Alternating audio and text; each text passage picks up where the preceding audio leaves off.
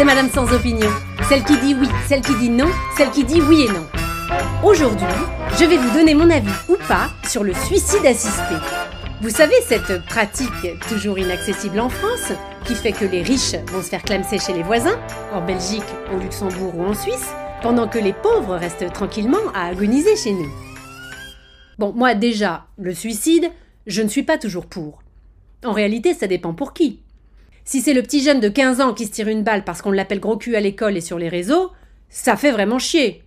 Après, si c'est pour un malade condamné dont la seule perspective est de remplir son agenda des années à venir avec ses rendez-vous de chimio et de finir sous perfusion dans un mouroir, tout de suite, je suis moins contre. En tout cas, je ne trouve pas ça absurde de proposer à ce type-là d'avoir le choix de dire stop ou encore, comme sur RTL, et de décider, lui, s'il veut continuer la musique ou en rester là. Bon, après, je n'aime pas le vocabulaire. Aide active à la mort, suicide assisté, acharnement thérapeutique. C'est comme quand on dit inceste pour expliquer que papa met son zizi dans la petite sœur. Excusez-moi, mais c'est d'une hypocrisie. Sans compter que ça crée de la confusion. Moi, au début, le suicide assisté, je pensais que c'était se suicider avec assistance. Avec une audience, quoi. Un public. Un peu comme font les types qui se foutent sous le métro pour que les gens sur le quai jouent les spectateurs. Ou les pilotes qui crachent leur avion avec tous les passagers dedans. Mais en réalité, les gens n'applaudissent pas. Ah, évidemment, entre ceux qui vont arriver en retard au boulot et ceux qui ne vont pas arriver du tout, il faut les comprendre aussi.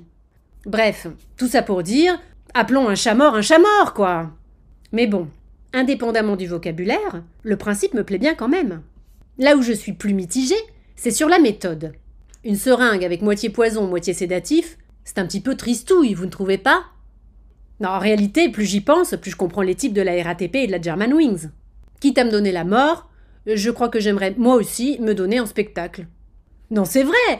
Pourquoi se faire une bête injection quand on peut faire plus fun et plus créatif ?